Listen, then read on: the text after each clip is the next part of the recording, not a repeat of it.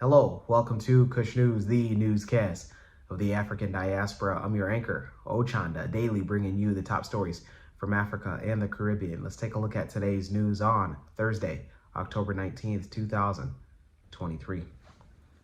We go to Egypt, where they are finally opening the Rafah crossing. Egypt now has agreed to open up the Rafah crossing for the first time since the Israel-Hamas war began at the beginning of this month. Egypt opened up the Rafah crossing and has agreed to allow humanitarian aid to enter into Gaza. Reports indicate that as many as 100 trucks are waiting to enter the region, but local teams must first repair road damage caused by airstrikes before they can pass through. Rafah is the only border crossing into Gaza that is not controlled by Israel. However, Egypt has remained hesitant to open up its gates, fearing Israeli airstrikes on aid workers and spillover violence into Sinai. The capital, Cairo, remains adamant that Egypt will not accept any Palestinian refugees. Gaza's humanitarian situation is rapidly deteriorating, and this first batch of aid will likely not make a significant dent in relieving the crisis. Stores in Gaza are days away from running out of food, and the territory's last seawater desalination plant is no longer operating. Those in Egypt, let us know your thoughts on the Rafah crossing now being open. Let's go to the Caribbean and end it there. We go to Guyana, where they want clarity from its neighbor Venezuela.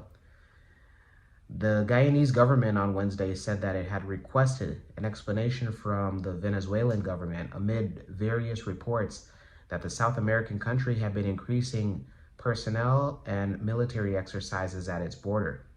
A statement issued by the Ministry of Foreign Affairs and International Cooperation noted that the government has taken careful note of the various social media posts regarding the movement of Venezuelan troops.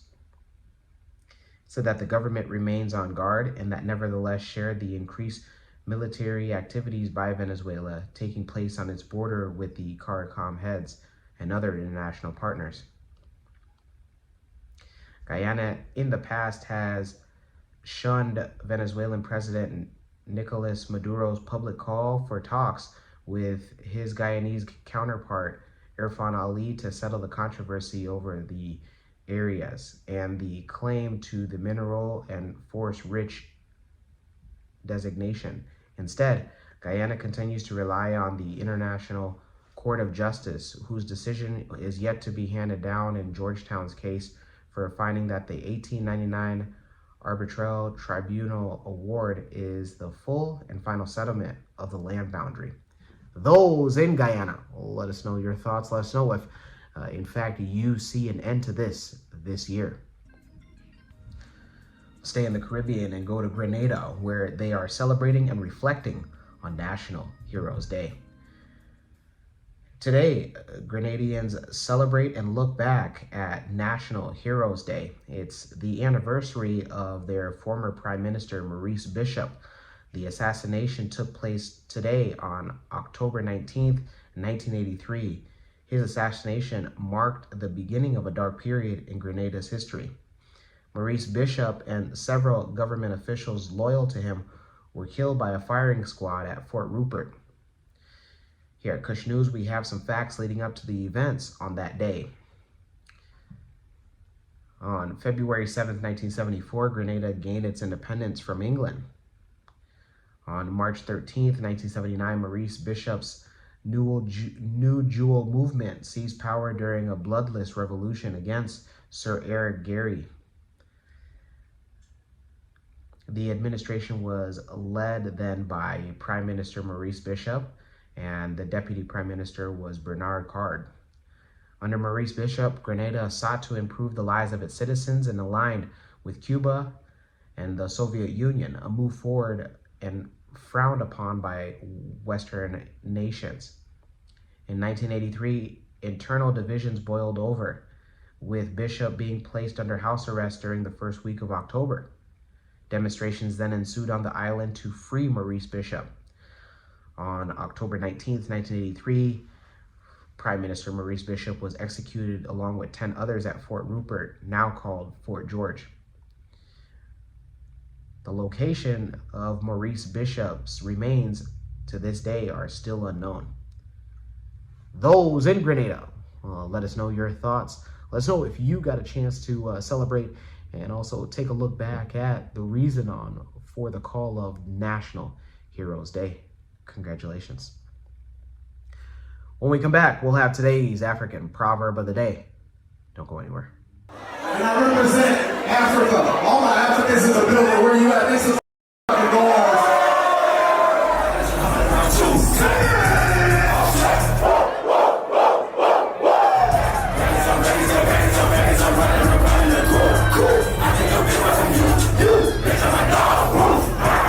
Union of Chris and Sarah.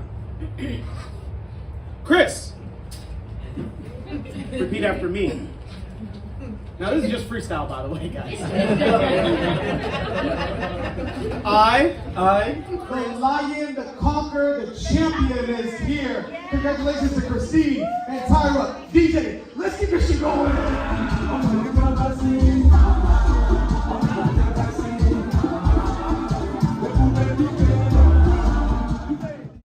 For birthdays, baby showers, weddings, visit www.mccadero.com, the official website of the #1 MC in the game. Welcome back. Let's take a look at today's African proverb of the day, and it comes to us from the Maasai. Oh, the Maasai, the guys that jump, huh? I always wanted to get that down. You know, it's a little bit of shoulder, a little bit of chest, a little bit of neck movement. Yeah. Hey, maybe you guys can invite me to those Maasai areas, both in TZ and the 254, and I can learn personally from a Maasai Moran. How about it? And it reads, the eye cannot penetrate darkness. Once again, the eye cannot penetrate darkness. Maasai proverb. But you know what my eyes can penetrate? Whenever you're avoiding hitting that like button. Why are you avoiding to do that? Do that now. Let me know your interpretation of today's African proverb of the day, as well as your thoughts, views, questions, comments, and concerns on the top stories. Don't forget to hit that like button. Make it your best friend.